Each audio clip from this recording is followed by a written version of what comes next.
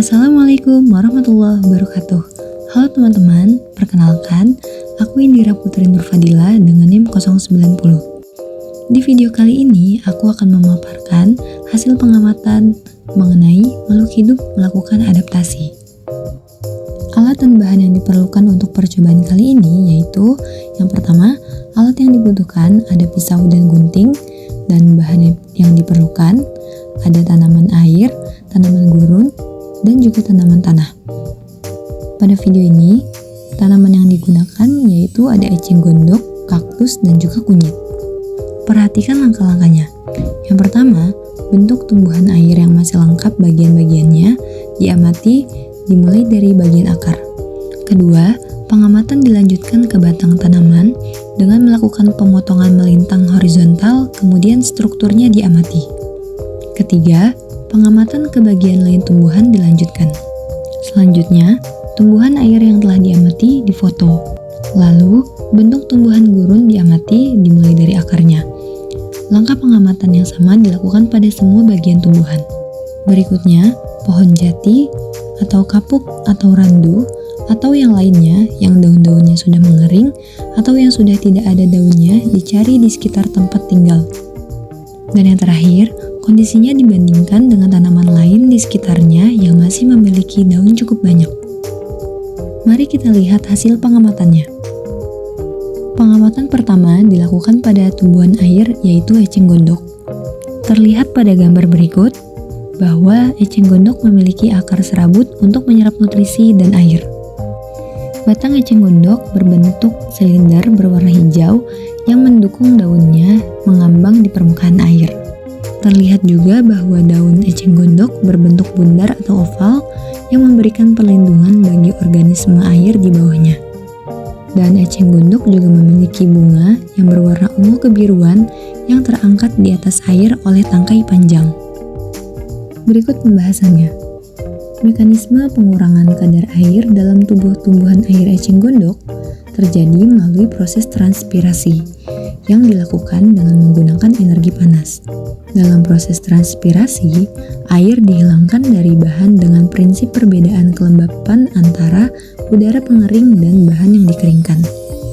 Proses transpirasi ini merupakan bentuk adaptasi fisiologis yang dapat diklasifikasikan sebagai adaptasi fisiologis.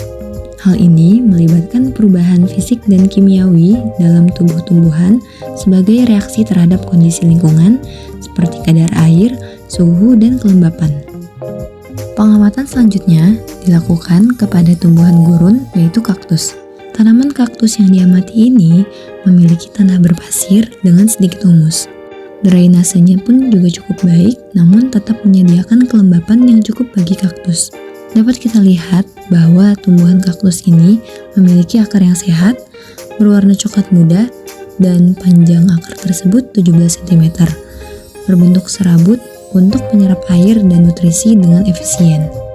Terlihat bahwa batang kaktus ini kokoh, dengan tinggi 90 cm, berduri masing-masing durinya mencapai 1 cm, berwarna hijau, aktif dalam fotosintesis. Setelah batang kaktus dipotong melintang horizontal, terlihat juga bahwa batang kaktus ini mengandung jaringan parenkim sebagai tempat penyimpanan air dan karbohidrat, serta sel-sel kloroplas untuk fotosintesis. Selanjutnya, melalui pengamatan, tumbuhan gurun ini mengurangi laju penguapan air dengan cara mengurangi luas permukaan daun.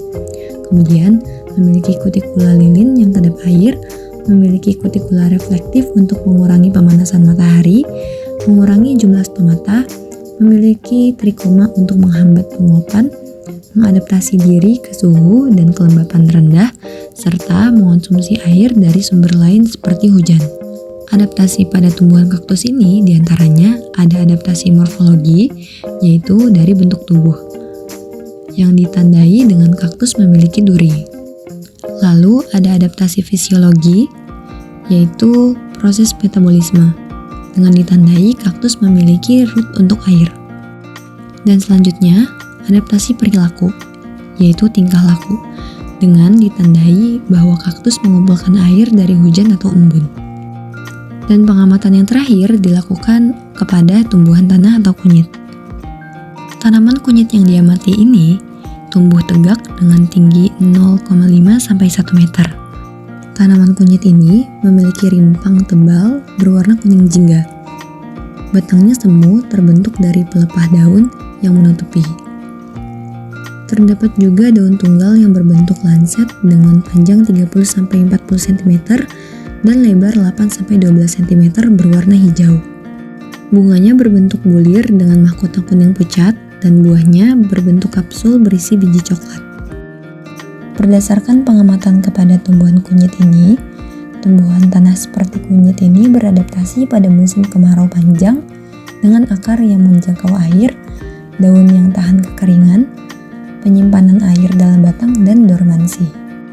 Adaptasi ini memungkinkan mereka bertahan hidup dan tumbuh di lingkungan yang tidak mendukung, seperti musim kemarau panjang, untuk mempertahankan kelangsungan hidup.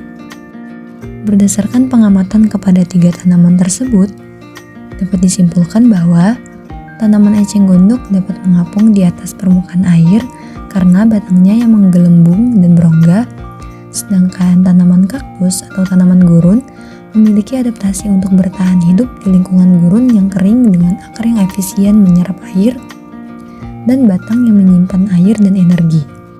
Tanaman kunyit juga memiliki adaptasi untuk bertahan hidup pada musim kemarau panjang, seperti akar yang menjangkau air, daun tahan kekeringan, dan penyimpanan air dalam batang. Baiklah teman-teman, mungkin cukup sekian pemaparan hasil pengamatan terhadap tanaman eceng gondok, kaktus, dan tanaman kunyit. Kurang lebihnya mohon maaf. Wassalamualaikum warahmatullahi wabarakatuh.